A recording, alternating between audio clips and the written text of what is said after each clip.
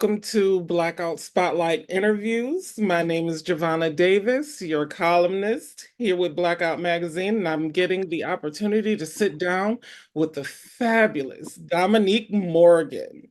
Let me tell you a little bit more about Dominique. Dominique Morgan is a globally recognized artist, activist, and philanthropist who is transforming LGBTQ philanthropy and advocacy. As the director of the Fund for Trans Generations at Borealis Philanthropy, she leads the world's largest initiative dedicated to supporting trans and non-binary individuals.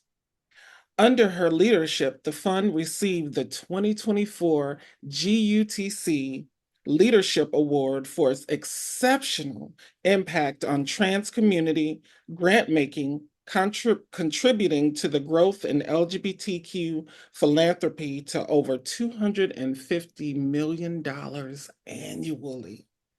Dominique also co-chairs the Trans Futures Funding Campaign, the TFFC, where she has been pivotal in raising $10 million in new funding for trans-led organizations in regions facing legislative attacks. Her strategic leadership ensures, the support reaches the most urgently needed communities. Dominique made history as the first Black trans woman in the world to have a street named after her. She became the first Black trans woman to win the 10 Outstanding Young Americans Awards, joining a legacy of US presidents, Olympians, and innovators. Subsequently, she was nominated as the United States representative for the 10 Outstanding Young People of the World. Dominique has also received the NAACP Freedom Fighter Award and the J.M. Kaplan Innovation Prize and made history as Apple's first global model. Please help me welcome Miss Dominique Morgan. Hi. How are you today, Dominique? You know, I am here. Yeah. And I'm grateful. Yes. That's how I feel today. Yeah. Awesome. How are you, sister? I am wonderful. I was asked the other day, what color do you see yourself as today? And I said golden. So I'm going to pass that on to you and ask you, what color do you feel you are today? Um, I'm Black. Uh, Like that. Dog like that. But I think that I think the beauty of where my life is at in my frustrations. We've had a great deal of banter before we started to record the interview. Um, and even in the craziness of it all, there are days that it may be a tinge of pink or blush and the colors will change out. But I think that what I love about who I am at 42 and what I've lived through and what I know is ahead of me is that I'm always Black. And there is deep power in that. And so I don't have any additional colors because there's a lot going on, but I'm Black, which is the most powerful foundation that I've ever had. Yes. Now, I did want to start this off by asking a question about you sharing your personal journey and Mm-hmm. what led you to become an advocate for trans rights, specifically in philanthropy. Um, I I'm born and raised. I live in Atlanta now. I've lived in Atlanta for 2 years. I feel like that's important because Atlanta is notorious for eating the girls up, and girls is gender expansive in that statement. Atlanta is not an easy terrain to navigate as a person that's not from the South. I grew up in Omaha, Nebraska, born and raised, and lived there for 40 years. And so just my praxis around navigating a city and a space was, although Omaha is like a city of like 1.3 million people, the most billionaires per capita in the United States. A lot of people don't know that, but like you really, when you say I'll be there in 10 minutes, you there in 10 minutes in Omaha, just in general with life. And so I grew up and very sheltered childhood, two parents that met in high school and married right out of high school. I'm the oldest of four. But I struggled very early and in school and then in like juvenile detention centers and just around looking back, it was like I could not reconcile and anchor myself in my being. Mhm. And went into the adult prison system at the age of 18 after about a year of homelessness and being in an extremely abusive relationship. I was 16 when I met him. He was 21. And then incarceration, an 8 to 16 year prison sentence in Nebraska. I ended up serving nearly 10 years of that sentence, 18 months of that in solitary confinement under the prison rape. PREA came in, the Prison Rape Elimination Act in 2003, this bipartisan initiative that was supposed to protect the most vulnerable and marginalized in the carceral system. But the system started to use that as a reason to kind of lock us away. Because as we see in the world now, right, everything mirrors each other.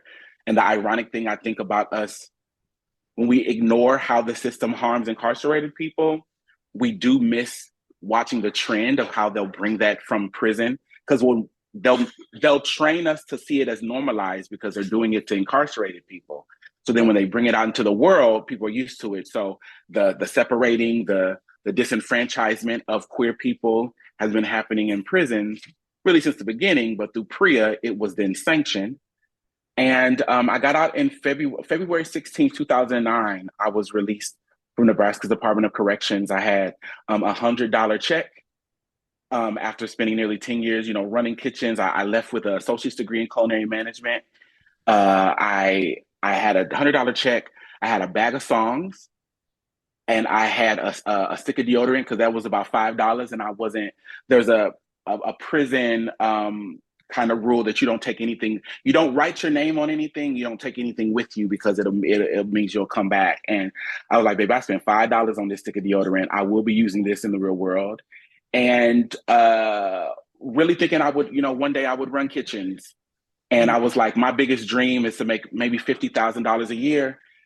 And I want to be able to have a car that no matter what happens, I could get in it and it'll start. And I wanted to maybe one day take a vacation. I had never been on a plane. I had never done it. Like those were, when we talk about dreams, and those were not my reduced. Those were not my, I'm a settle. This was at 27. I would have been turning 28 on March 19th. That was, I want to get there by the time I'm 40. Yeah. And I volunteered for Pride that summer, and not somebody, I hold myself accountable to saying people's names, especially when they've been an inspiration to me, even if they didn't know. Her name is Mikhail Norville from Omaha, Nebraska. She was working there. And I said, how is this your job? And she's like, oh, well, I work for this organization. And I knew she had went to school for something. And I was like, well, what's your education? She said, public health. And the Pisces, we both Pisces. I went home that day and I went online to Southern New Hampshire University and I signed up for their public health program. And took 5 years, got into public health. I graduated my undergrad May of 2016. July 1st, I started as an adolescent health educator. Ann Smolsky was a woman who had helped me keep my lights on when I was getting them turned off. Years later, she was the director of this reproductive health program funded by the Buffett family. And I was her first hire. So the woman who had helped me keep my lights on, she gave me my first job. I had insurance. My first salary is 42,000. Right, my big dream was 50K. Mhm. I went and bought me a 2006 little BMW little coupe. Baby, you could not tell me nothing. I was, and again, those who may not, I transitioned in 2020. So Mhm. I will talk about, the Butch Queen era and all the things. So y'all, we know how the nonprofit Butch Queens are. Baby, I was taking my slacks and I was able to get them hemmed. Baby, I had the finest sweaters from Macy's. Baby, I was pooching, and Good. I was like, this is great. I found out about Blaque and Pink at Creating Change 2016 that was in Chicago. Mm. I was so broke. We had a GoFundMe, and a van of Nebraskans drove through a snowstorm to get to Chicago. And Black and Pink was on the agenda. Didn't know what it was. I went because I didn't know people were doing advocacy for incarcerated people. Found out about Black and Pink. Maybe 6 months later, they offered me the job of ED. I turned it down because I was going to be a lifelong Nebraskan, and I loved public health. I was teaching in the classrooms. I was like, I found my calling. I'll join the board. Always read the bylaws of the board, because the ED they hired lasted about 90 days. And without an ED, the bylaws say that the board chair is the interim executive director. And so December of 2007, I stepped in that role based on me being the board chair. And about a month later, at Creating Change is in my heart because of a lot of reasons, but big moments happen at Creating Change. In DC, I officially accepted the role of ED of Black and Pink. I knew nothing about being an executive director. I knew nothing about fundraising. I knew nothing about building programs. I was fresh in public health. And Black and Pink's budget was $225,000 when I took over the org. When I stepped down in June of 2022, I had raised nearly $10 million, and Black and Pink was a $3.2 million organization when I left.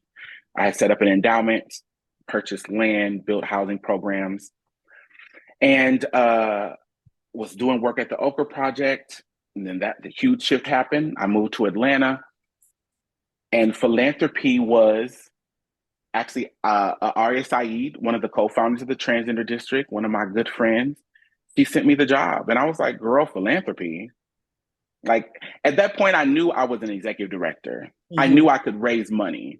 Right. But no one had given me the context that the skill of raising money can be applied to all sorts of things. I was like, okay. And because I was raising millions for abolitionist work, unapologetic abolitionist work at that. And I applied, honestly, because I was like, my two big jobs in my career had been given to me based on proximity in my network. And I was like, one of the reasons I moved to Atlanta, sorry for this long answer, but it all comes together. That's okay. One of the reasons I had moved to Atlanta was that I would have these big moments and people would be like, "Oh yeah, that's the girl from Nebraska." And I would feel like, I don't know if you're in the ballroom world. I'm not, but I didn't come to know about ballroom until really the pandemic, because we didn't have that stuff. And it was in like Chicago and stuff, but not Nebraska. But just kind of that whole thing of like, girl, if you're really that girl, you should be able to get your tens against anybody or be sat and take it, right? Right. And so I was like, well, if I'm really that girl, let me move down here to the South where the girls are really at, right? I don't want you to say Dominique is amazing, but she's the girl from Nebraska. The world had decided I was a national leader. Madison and I had just been the Grand Marshals for New York Pride. And I was like, I'm moved to Atlanta.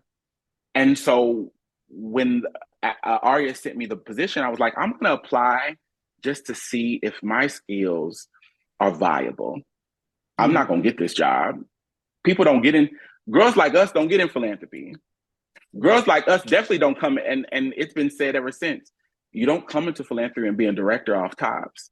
And then I got to the second interview. Then I got to the third interview. And then they said, you here in a week. And it was 2 days later, they called me and offered me the job. And that was November of 2022. I initially applied for me to see who I was and to see if the career and the skills that I had acquired would be viable in this ecosystem. What I've come to see as my reason for staying in this role and investing myself in this role, in this fund, in Borealis, in the way that I do, is that I benefited with so much privilege with one. I think there was privilege in me transitioning later in life because I was 38. I was formerly incarcerated, but I already had at that point an undergrad. I had gotten a master's degree from Georgetown at that point. I had a platform. So my transness like amplified that. The way I talk, the way some people see me, right? I'm seen as, so for some people, I'm the respectable Negro in the context of Black trans women. For some people, that's not who I perform to be. I am me all day, every time. Because for some people, I'm too much, right?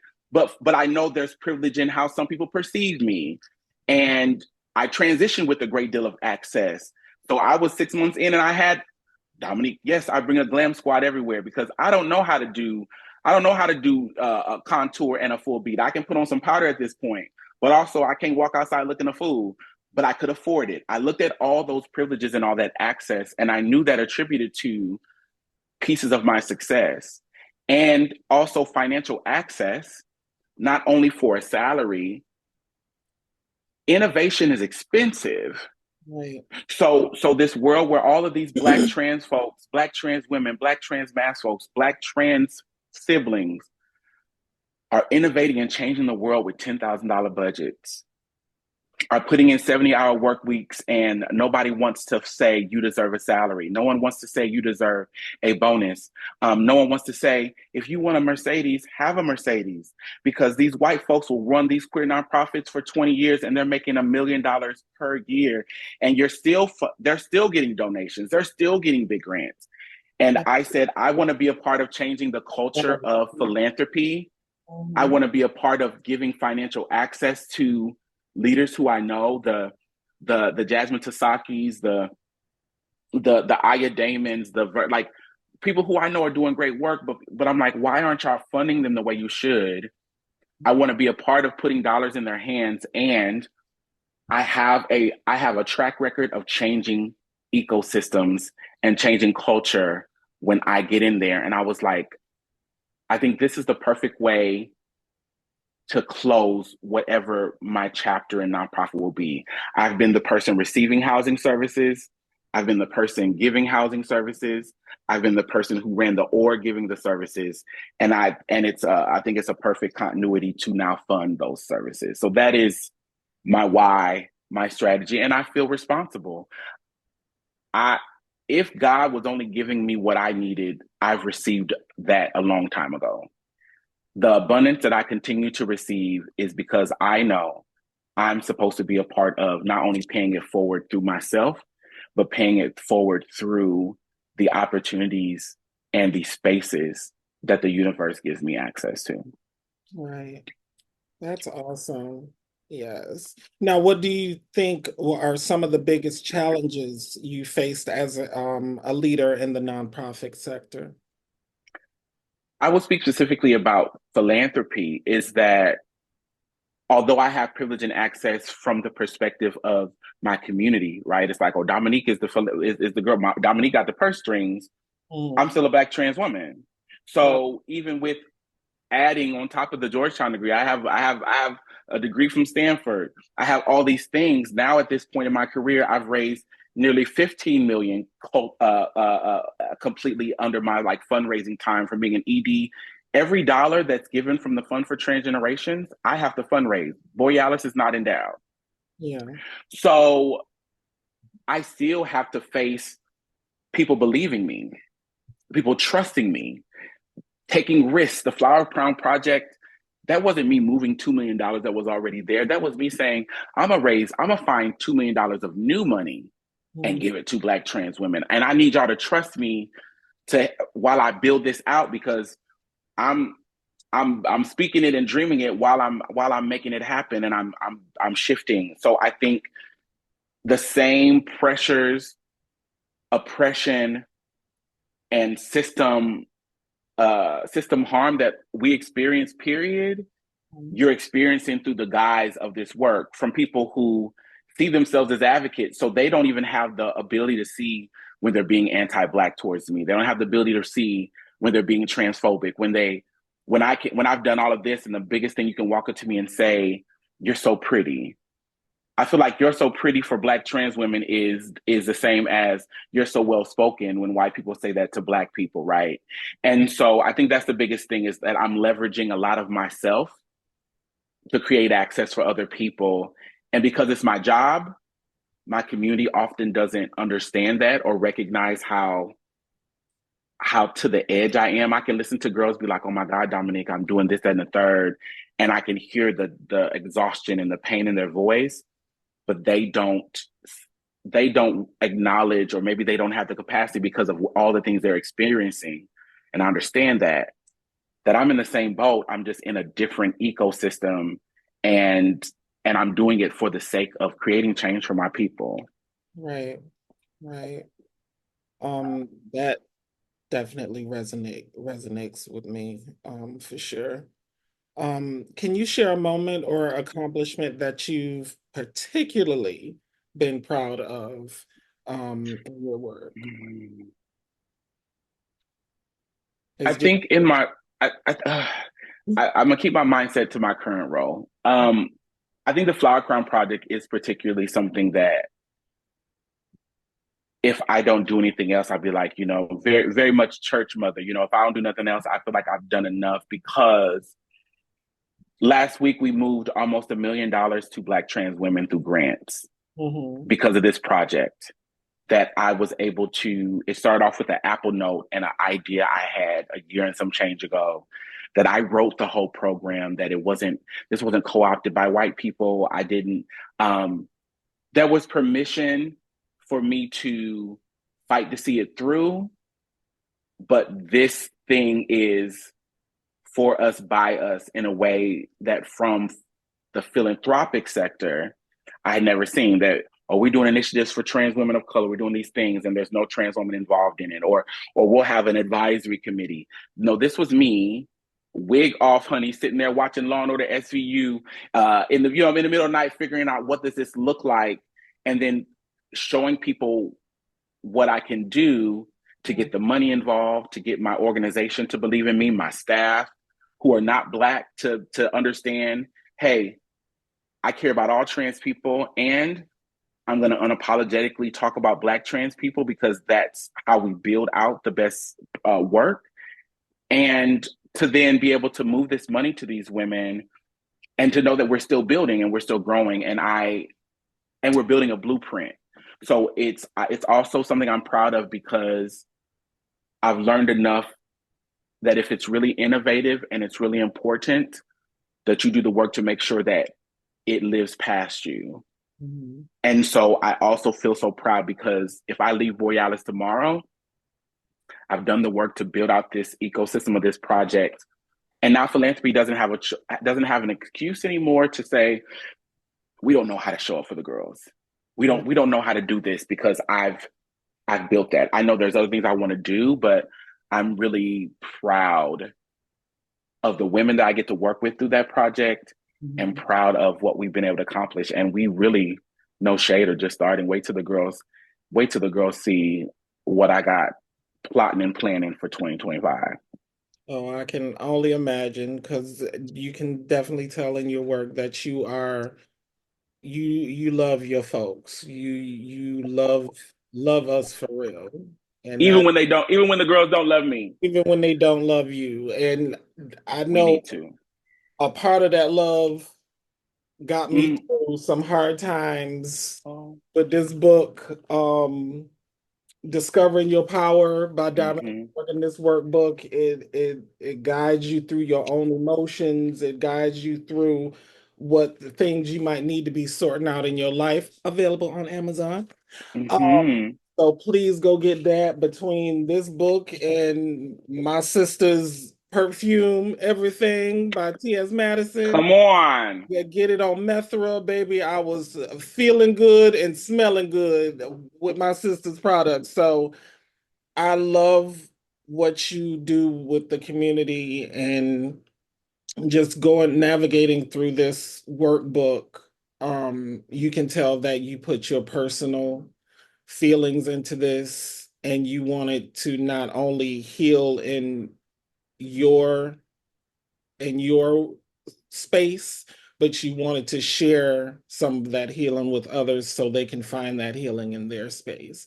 And And I, and and sister, I would say that what I wanted to share was the strategy because healing is very personal. Healing is very subjective. Healing is lifelong. Mhm. And the reason it's called Discovering Your Power is that I think that one of the beautiful things about the trans experience is that we realize that we're always growing, we're always evolving, that no, the box, even if they put us in a box, we don't have to be held hostage by it. Like, this is our life. We get to build the most beautiful life that we want, right?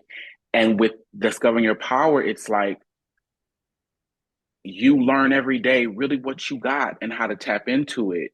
And Mhm. there's days when you won't got as much. Right. But there are literally days where I would rather have 3% of power and like be completely understanding of it and wielding it in the best way versus having 93% of it, having no comprehension and just out here. You know, we all have looked at people been like, that person is so powerful, but they don't know what they have. Right. And so the workbook is the precursor to my life story that we are writing and we are building out that really goes to this timeline of relationships, love of self, fear, all these things is shit I had to figure out to get where I am and stuff I still have to keep a strong hold of if Mhm. I hope to continue to grow and access what I really believe God has for me in this life, you know? Now, segueing into the next area of topic, can you speak a little bit about the T.S. Madison Starter House? Mm-hmm. Tell us about that phenomenon. Like, Yeah. let's get into that for a minute.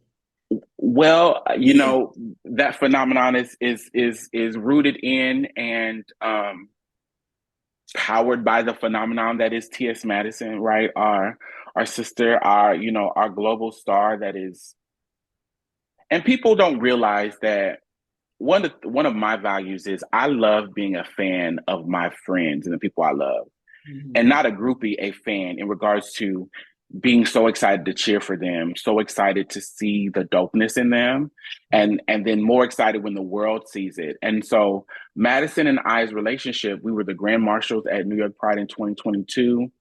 And Matt, you know, you may or may not know, Madison don't really mess with nobody. Mhm. She you know, sister works and otherwise she's at home watching, you know, Game of Thrones or something. Like she is and very, very content. And I was drawn to her because I could see her heart and I could see her spirit. And it just happened like that was right when Renaissance was coming out. So it was like in a huge time in her life. And I worked really hard to show her, like, girl, I don't care about nothing, like none of that stuff. Like in regards to why I want to be close to you and why I love you and why I want to have a bond with you.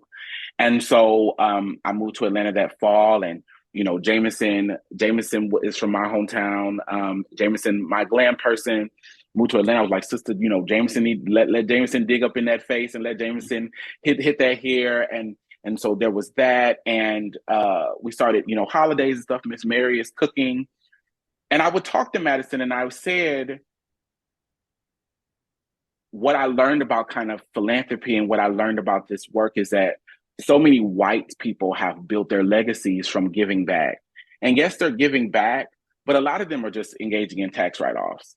Right. But people are building buildings in their names. People will talk about the, you know, due to that. And I know how much, even in spite of the hurt that Madison had experienced, how much she loved her people. And I was like, I can let me be of service to you. Like, let's think about what this looks like. Whether you start a, I was like a foundation, like what, like what?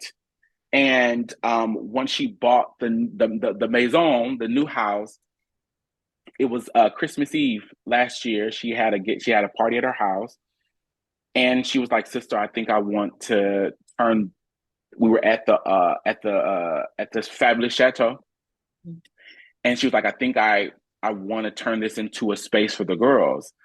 And me, you know them Libras, honey. You got to catch them when they say decide to say yes, because if they sit on it too long, it'll become a no real quick. And their no is will be quick to go. I mean, their yes will be flighty. Their no will be forever. Yeah. So once I got a yes, I literally we're there Christmas Eve eating, and I'm like, hey, well, what do you want? And I create an Apple note. What would it Mhm. look like? What would it be? And we circle back a couple of weeks later. She was like, sister, I really want to do. So I then created the logo because I was like, okay, I need you to see. And then we brought in our first grant. And then it was really finding an organization to partner her with that, because so many people think you have to start a new nonprofit for every idea you have. And it just sets a lot of people up. There's so much stress. There's so much, the nonprofit, like ecosystem slash industrial complex really eats up a lot of Black folks because we love serving our people. The nonprofit status is so much administrative work and so many systems Mhm. that takes a lot. And so partnering her with NASM here in Atlanta, they've been around for 30 years. A lot of people have critiqued that relationship. NASM is for the Butch Queens. NASM was co-founded by a Black trans woman. Mm. And I think that the T.S. Madison Starter House relationship and building this together is a perfect honor to that woman. And it was, you know, it was secret. This is us like plotting and NDAs and Madison, what you want, and maybe going behind the scenes and be kind of building. And Madison may get into it with somebody, and so you know, Madison gonna be Madison, and so then Right. me sitting there like, oh, she's just gonna cut somebody out.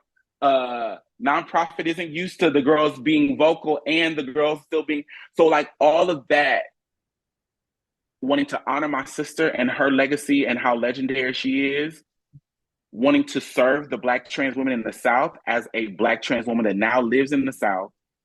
And I love showing the world how to do it right. Yeah. Living in Atlanta with the abundance of financial access that is in Atlanta. The mayor just announced $70 million of more funding for housing. And the girls, it's not touching the girls. And so yeah, we announced it at the end of May at the NASM conference in St. Louis. We will do the ribbon cutting of like really letting people in the space on Madison's birthday, which is October 22nd. And it's going to be this 360 project that takes the blueprint of how do you go from sex work to being a mogul, which is T.S. Madison, Mhm. and apply mogul to whatever you desire. It's not about making them into Madisons. It's not about saying you need to go into arts and entertainment. It's saying that is you being a mogul, you being a nurse. Is you Mhm. being a mogul, even if, again, you being a mogul is in sex work, then do you own your platforms? Do you have a logo? Do you own your name? Are Right. you right? How do you become not only a self-sufficient entity that allows you to access your best life, but you then position yourself to be a conduit for others. The girls in the house will be their names are their stakeholders because they're stakeholders for themselves. But then once you become a self-sufficient stakeholder and really the foundation for yourself, you're then allowed to be stakeholders for others. And I've benefited, I've been positioned to that. Madison, those of us who get our own, we then recognize how the universe shows us how to be a part of our cup runs over, then we pour into other cups. And so it's so exciting, it's scary, it is daunting because anything that's new is new. Madison is a force, which also means and how she sees something. I don't know if you maybe see it in the way that she decorates. A lot of people don't. I think that's one of the ways that I see how her vision comes to life and how creative she is.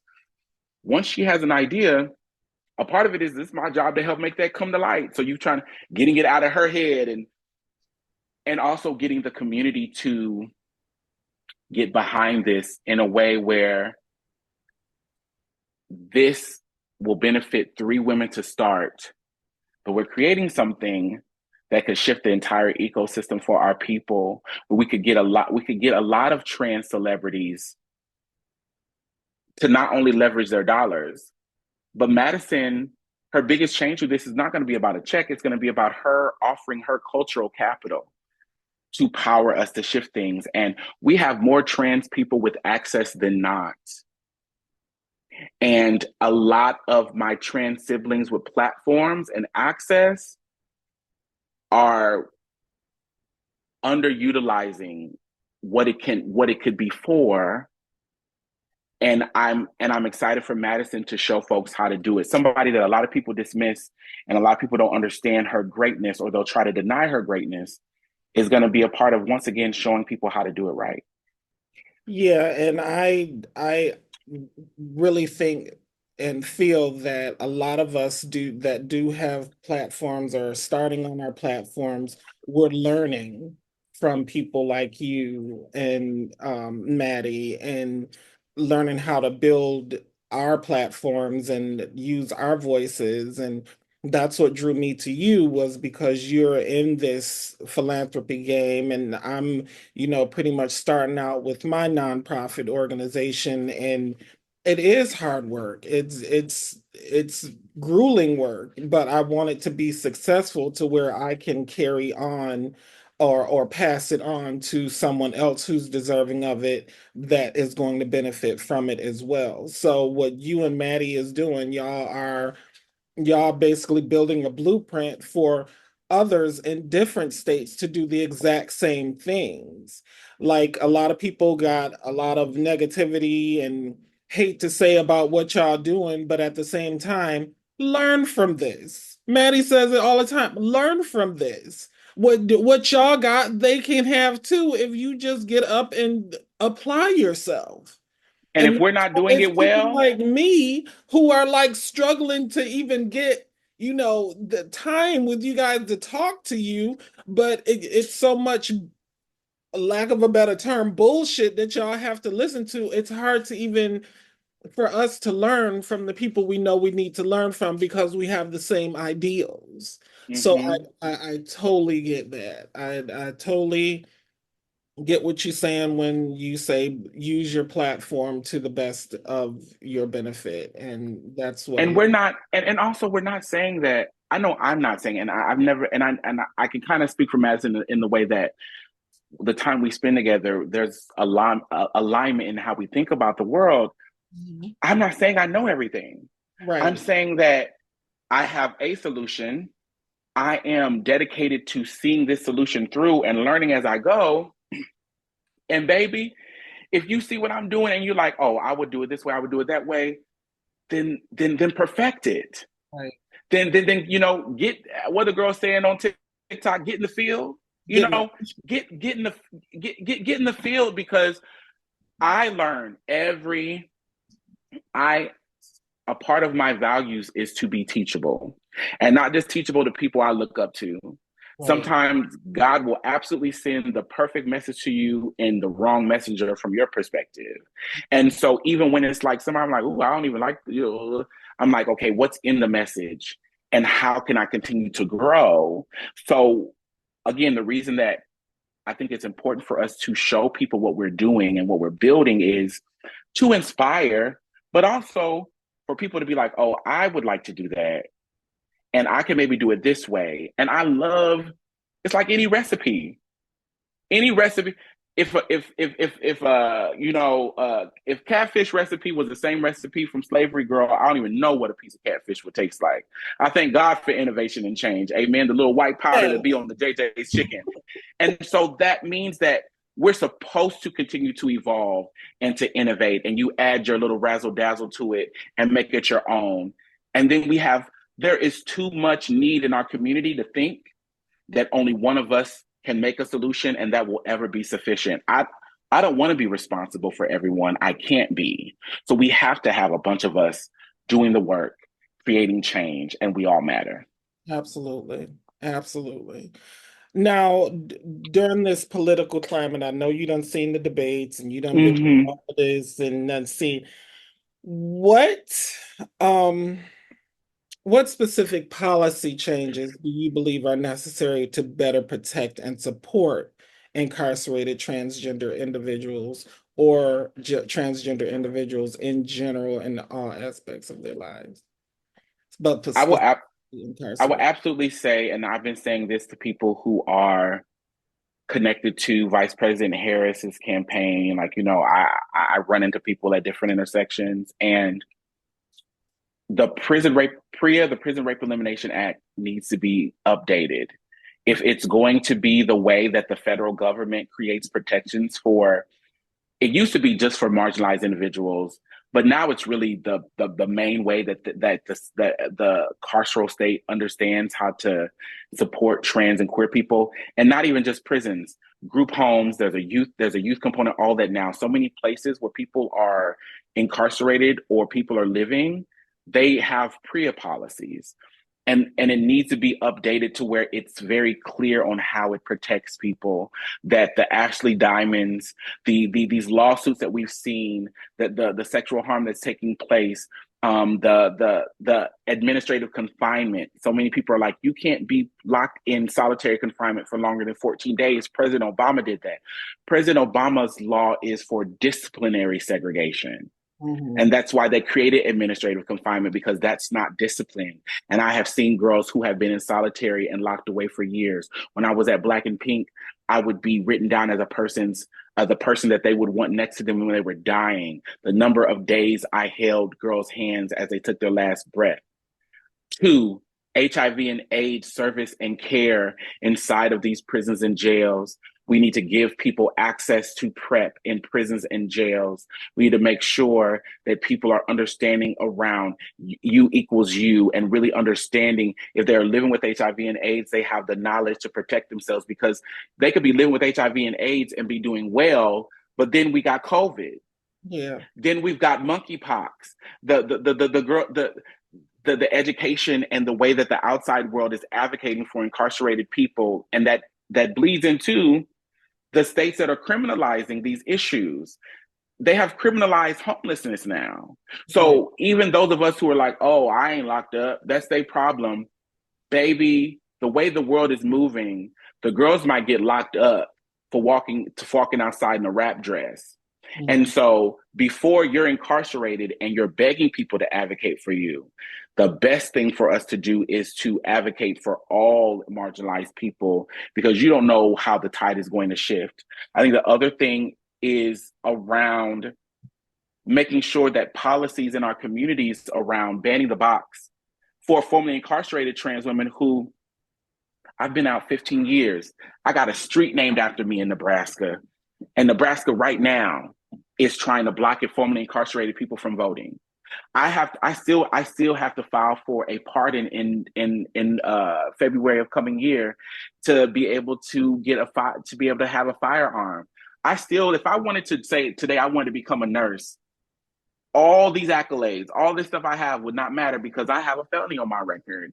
So banning the box and shifting some of these systems, where if you have been impacted by the system and you really, if this is America, if we want to talk about making America great again, America is about anything you're willing to work for, you should have access to. And for most of us, we could work ourselves to death Mhm. and we won't have access to it. And so those type of conversations are laws that will benefit all people. Banning the box, giving people access to quality education at no cost. It, as a person who is taxed in the top percent in this country, I have no biological children. I have no debt, but the amount of money I pay in taxes is obviously going towards systems of care, right? Right. I would not be mad about everyone having access to education. And because I would be happy to live in a world where everyone is educated and has critical thinking skills, because I don't want you being next to me and being dumb. That makes me happy, right? I don't want you getting out of prison and not being able to feed yourself, because you know what?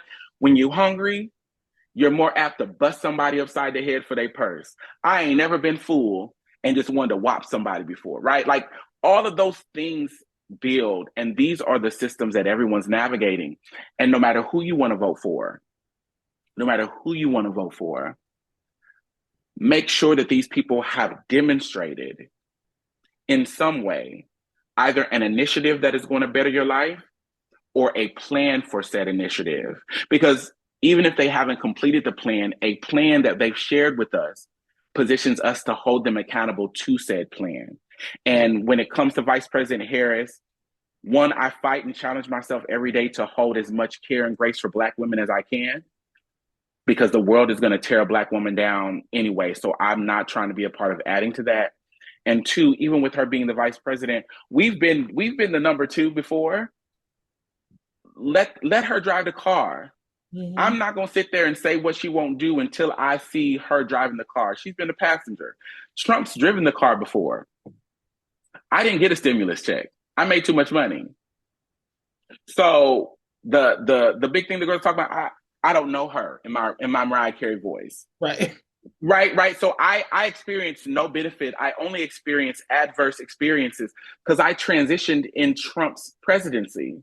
Mhm. And what I can tell you, my experience from 2016 to 2000, from 2018 to 2020, 2016 to 2020 versus that last year in my trans body, I never woke up afraid of what was going to be produced from that presidency before I started my transition.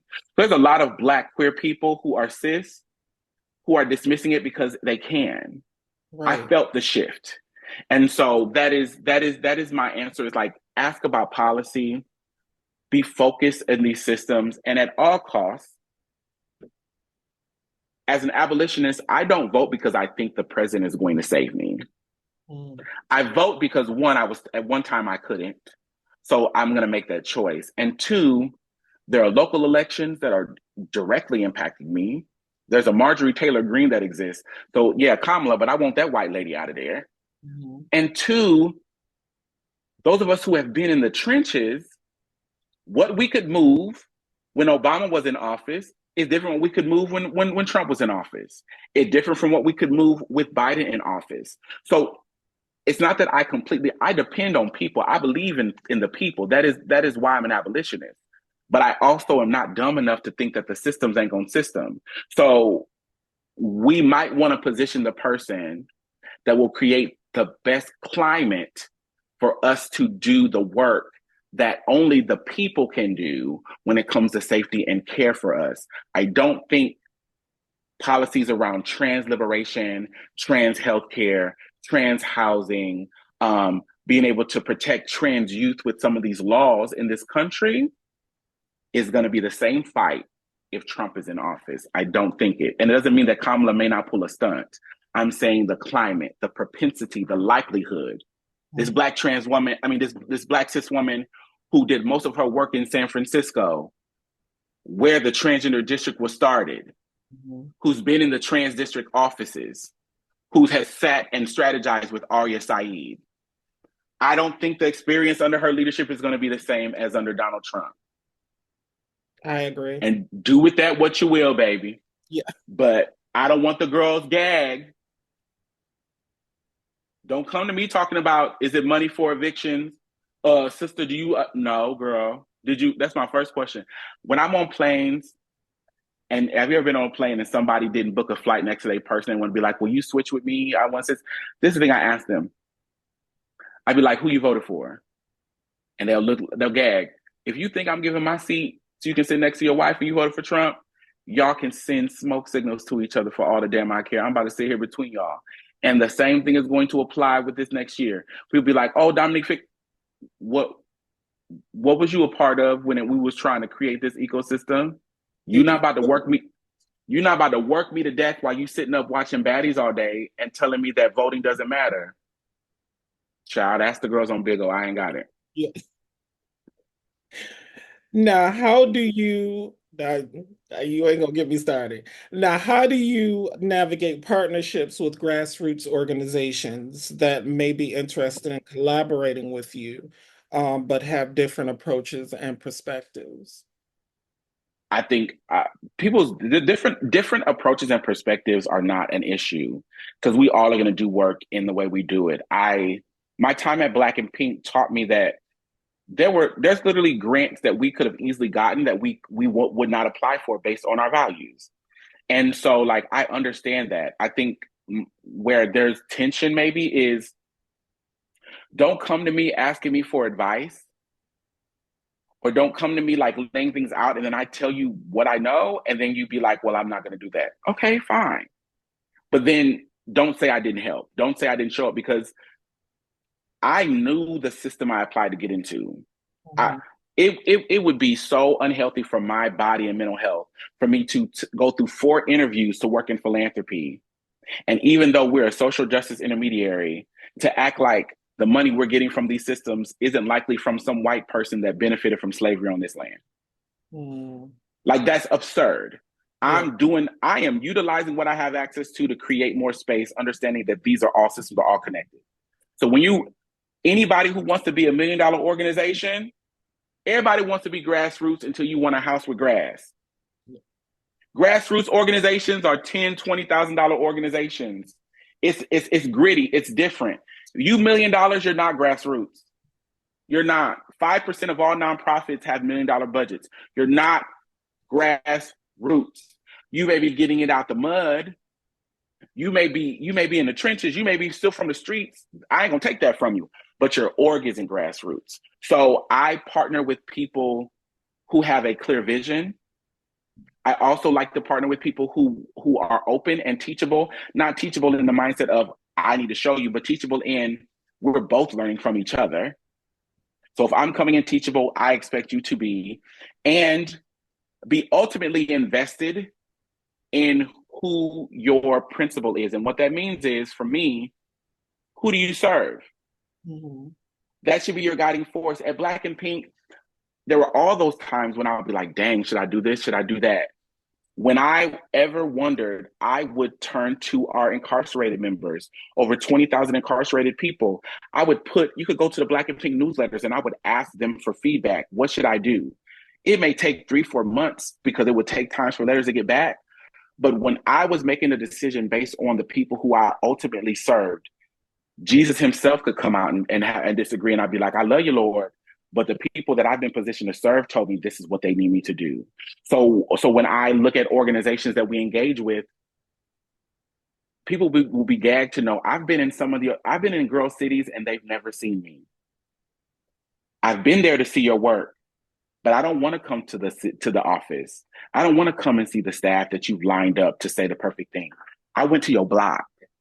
And I asked the random girl and I said, hey, do you know such and such and such? And do you know where I could get this at? Because what I know to be true, even if a girl may have something negative to say, if you are showing up for your people the way you say, the people are going to know. I can walk into DC and be like, hey, where they do housing? Oh, Aya Damon. Mm-hmm. I could walk into Pittsburgh and be like, hey, la la la. They're going to be like Ciora. I've seen it. Mm-hmm. I can go into San Francisco and I'm gonna see the signs of the district because people know. And so I'll close with that. The people you serve have benefited and they understand how you are in service, that you are more invested in being of service than being on the red carpet, that you are more invested in serving your people and being of service than being seen as. There are a lot of things that I've been the first to ever do. The first really ain't that great because it just means that your people were blocked for generations and generations, that supremacy and oppression beat your people down. Yes, is a part of that my achievement, but it don't really translate to anything. That's why I fought before it was a year anniversary of me having my street named. Aya had a street named after her. So I already am no longer the only. Mm-hmm. I'm the first still, but I'm not the only. And I love that because it means that more of my people are getting access. So when I talk to folks and like, oh, we want to do this, that, and the third, that's what I hear about. Mm-hmm. The grant, you can put it, and that's why some of the girls don't live, because y'all can put anything in these grants, and these white folks ain't coming out to see y'all organizations. And so you can line goop them and girl, God bless you. But I'd be like, oh, well, Mama, you said you do this, that, and the third. You do this for the girls. Well, I was at Creating Change. And your staff member, you sent her there with $25 and a couple of food stamps. So I know you, how the hell are you serving a community when you don't serve the folks who work for you? That's how my brain thinks. Mm-hmm. And so I just want honesty. I want true partnership. And I want to see people thrive. Even if the partnership is you saying, Dominique, I have a vision, I don't know how to bring it together, I can still work with that. Does that mean that I'm going to be your personal mentor 24/7? No, because I have my limits. Mm-hmm. But I can be like, oh, this is 1, 2, and 3. Do these, and then come back, and then we can talk about 4, 5, and 6. Right. So that's how I move. Yes, there's dollars involved. Everybody thinks philanthropy. Let me rephrase that. I don't believe philanthropy should just be about the money. Me moving grants is the easiest thing I do. I think a part of my job is being culpable, accessible, and accountable to my people and the dreams that they have given me the chance to invest in financially.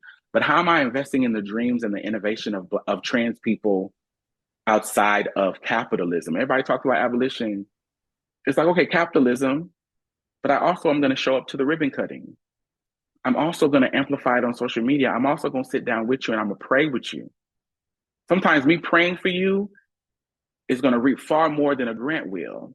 And I'm not being facetious. I'm talking about I've seen your post and I have stopped and I've prayed over your dream and over your vision. I pray over Aya. There's Amen. a picture of us. I sat in the back room and I have and when I feel like the prayer might be too big for me and I ain't oly enough, I call Pastor Brown, I call Pastor Raquel, I call in the big heavy hitters, I call Miss Mary. Mother, I need you to get it. I need you to go into your closet and pray over people. And so yeah, I'm sorry for that tangent, but I love my people. And my love isn't perfect, but it is true, and it has a continuity that I pray lasts me as long as I'm living. Love, when you continue to be prayerful, not just asking, but prayerful of God, keep using me. God, if I'm supposed to be here, make me the best version of me here. God, make sure that I am tapping everything I need to tap. You'll get what you thought you wanted, and then God will give you something you could not even have the audacity to imagine. Right. There was a clear moment in my life where I work more now for life to meet me, for me to meet life than life meeting me. And that means that I am really focused and I'm locked in. And so, yeah, if we're going to partner, I need you to be about your business because I'm not going to fight for your dreams more than you do. No shade. Amen. Amen. How can allies be more effective in their support and advocate for the improvement of trans lives, in your opinion? I think allies, those who should be co-conspirators, what they can do easily is get out of the way. Mm. I think that allyship has become a job description. Allyship has become an identity for people, and I think allyship, co-conspiratorship should be a kind of marking on your journey to show up. Because if you are engaging in that the way you should, these folks will then get the access they need to where you won't be essential for them having access. Mm. And I think that is really important because there are so many folks who see themselves as allies that like they're gonna give you access, but if they're not there, you won't be able to make it. You won't be able to get through. You know what I'm saying? It's like getting into the Delta Lounge and you don't have your own pass. I'm Right. always right. I don't want to be the plus one. I want to be the one. And so I think that's a big thing. Decentering themselves, not being afraid to not being essential for people to have access and for people to move forward through what they need for their communities. I think that's super important. And not expecting to always be celebrated. If you're doing it, do it and my mom used to always say, "Oh, you brought home a good grade, you're supposed to. You cared about other human beings, you're supposed to. Go sit down." I agree. I agree. What do you hope your legacy will be, both personally and through your work? I think through my work that I showed up. Mm. Um, because that is sometimes that's a lot, but I showed up and I took what was given to me and I turned it into something that no one could expect. And I want that to be true no matter where I go. Mm. Personally, I wanted to be that I understood my power and I used it to the best of my ability, not only for myself, but for my people. That I never let what I went through be a reason for why I'm not going where I'm supposed to be. And not that doesn't mean that dismissing the trauma it means that I am never going to let the story people thought they had given me be the true narrative of Dominique Morgan, and that hopefully show people that they can do the same, not do it like me, not that but like people are always going to tell you, your parents, your loved ones, the world's always going to tell you who the hell you are. You get to decide that, and who you are is essential to what your story gets to be. I am a Black trans girl who spent almost a decade in prison, who been on the streets, who has had nothing, and I'm I am living a life that I wouldn't even have dreamed it.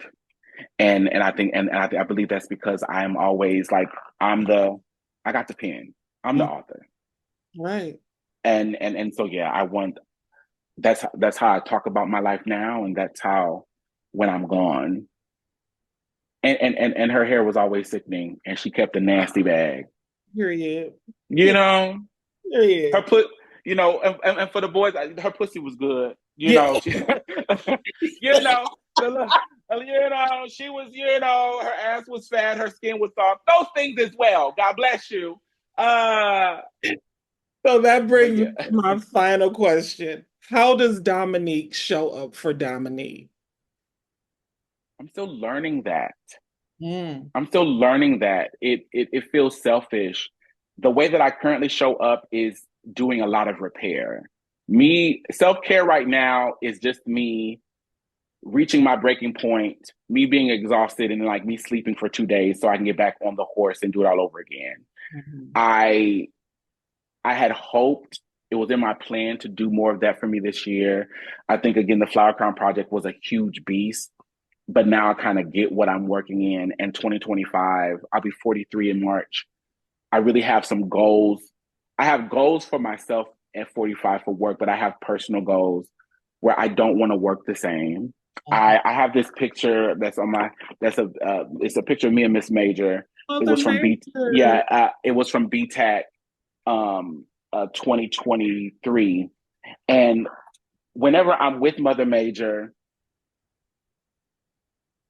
I look at how she's still working to this day. And I know she works because she loves us, but she's also working because she has to survive still.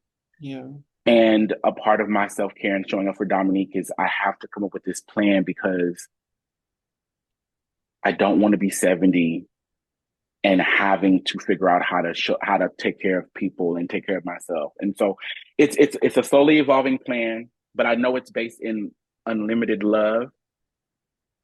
I know it's based in proximity to community. Even when community exhausts me, what I do know is my life is better because my sisters are in it.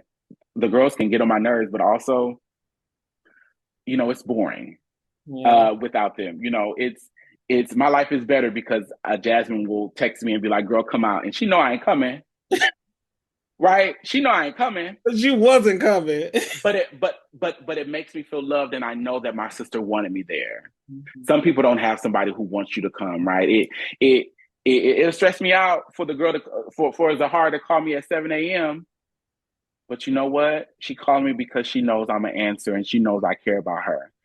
So yeah, communities, unlimited self love, And I and love it. fun and fun and fun, right? Some fun. I think I've so many people. There's so much that I hope that I'm bringing to Madison. But one thing I can say that our friendship has brought me is she's teaching me how to have fun. She's teaching me how to be a little bit more carefree. Now, Mhm. the career I've chosen, I don't get to be as, you know, mama's her own boss. I'm not that, Right. but Not yet.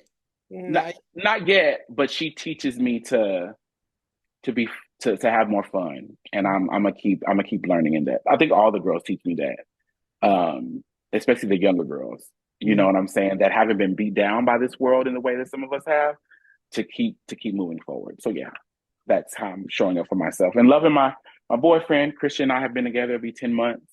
I got Mhm. divorced in 2018. I said I was never going to be with a man again. And so, like, learning to love, to receive his love, Mhm. learning to express to him what it means, what I need from him. I struggle with that. We got an argument this morning because I could not. He got mad because I have two cars and one of my cars is getting fixed, and he got mad that I went and picked up my car on my own. He's like, "Why didn't you wake me up?" And I was just like, "Well, I don't know. I'm used to doing it myself. I want to learn. A part of me showing up for myself is learning how to let people show up for me.